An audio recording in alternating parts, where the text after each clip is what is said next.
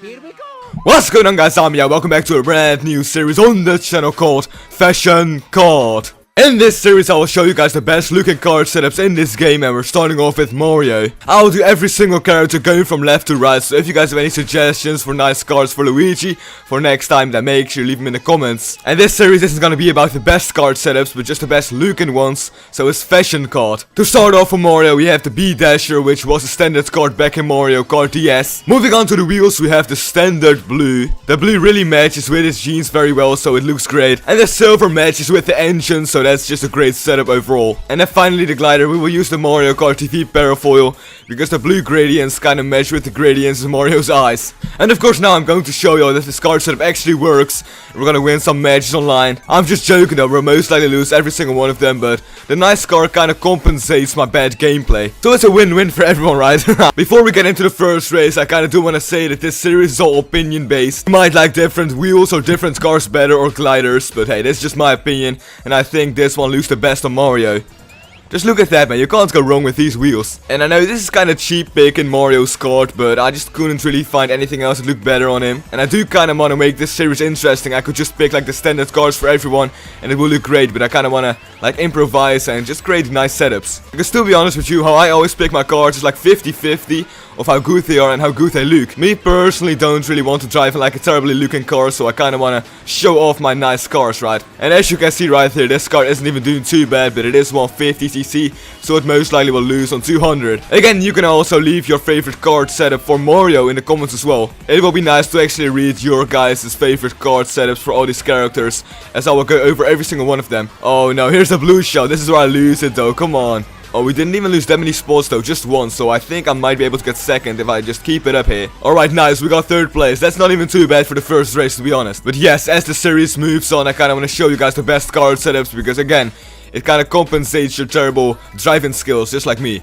I might be terrible at the game, but at least my card looks alright. And that's what we do it for. I really do love this scenery though in this course right here, like the lighting is perfect. This game just looks so great compared to Mario Kart 7 and Mario Kart Wii, it's kinda crazy. Nintendo took a huge step forward back in 2014 to actually release this game with this good of graphics on the Wii U. Too bad the Wii U didn't really sell as a console, but yeah, here we are though on the Nintendo Switch playing the same game 3 years later. Almost 4 years actually, I'm not sure when Mario Kart 8 released on the Wii U. And even though this game does look very great, it has a lot of clones in it. And not just characters like Pink Gold Peach and all the Koopa Links, but also just vehicle combinations. These wheels, for example, the blue normal wheels, are clones of normal wheels. I kinda like it though, because it does match with Mario's jeans. And you just can't go wrong with this card, man. It looks so great on Mario. Yes, it kinda feels like half the roster and half the wheels are actually clones of each other's. And that's kinda sad, but at least we do have more customization, which is very great for this series. And also, if you have any feedback whatsoever on this series, then please make sure you leave it down below as well. And I'm asking for a lot right now, but yes,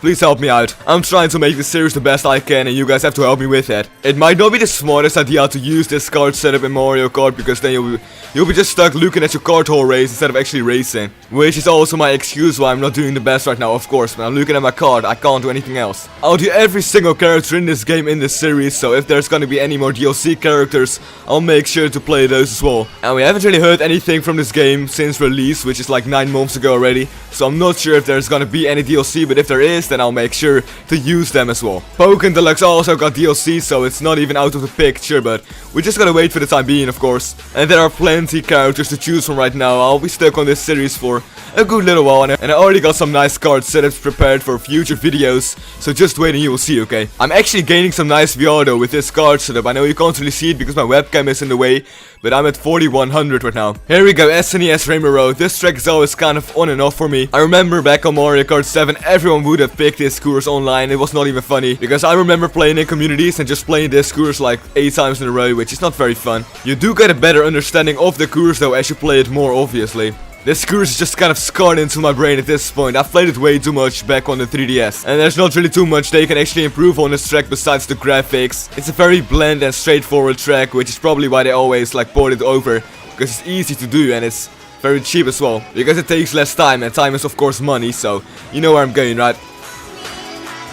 Please don't snipe me. Oh, they tried. There are different cards that actually do work on Mario, just like the standard card, but I kind of feel like this card works on every single character, so it's kind of lame. Again, I don't really want to pick like the standard stuff. I do want to like improvise and just make the nice looking stuff with the weirdest things possible. You can really see how good this card looks on tracks like this, where the lighting is actually pretty good, because the Moo Moo Meadow scenery is very beautiful, but it's most likely in the morning.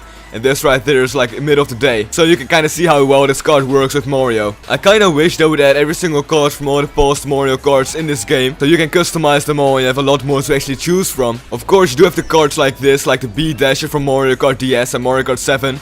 Which is nice. But it would be dope to get like the Torpedo or the Flame Runner from Mario Kart Wii as well. And then of course wheelies is what everyone's asking for, because it kind of increases the skill gap of this game. If you've played this game for like a few minutes already, you kind of realize that there's not really a big skill gap at all. Here we go, 150cc. I'm actually kind of glad we're not getting 200 at the moment, because I would actually fail so hard. If you aren't using roller wheels on 200cc, then you're already a loser basically. It's just very difficult to win with wheels that aren't roller on 200cc and actually do good and consistently as well, right? You might be able to win 1 or 2 races here and there, but to be consistent you actually need some good wheels. Grip and acceleration are both more important than speed on 200cc. So if you are building a kart for 200, then I would recommend going for grip over speed, because without grip you can't make most corners, and without acceleration you obviously can't speed up as fast after you take a corner. It would be nice to actually like dodge a shock right now as well. I'm not sure if I'll be able to here. The one thing that I actually did wish that Nintendo would implement is that you can make like your own decals and colors for kart customization, because I remember back on Mario Kart DS you actually had those emblems you can make yourself, and that was awesome. So imagine just being able to make your own paint jobs and stuff like that. I'm not sure if that's ever gonna be able to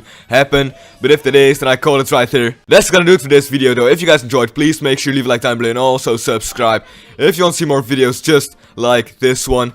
This is the card right there. Make sure you use it. Let me know if it works, and then I'll see you in the next fashion card episode. Enjoy your stay.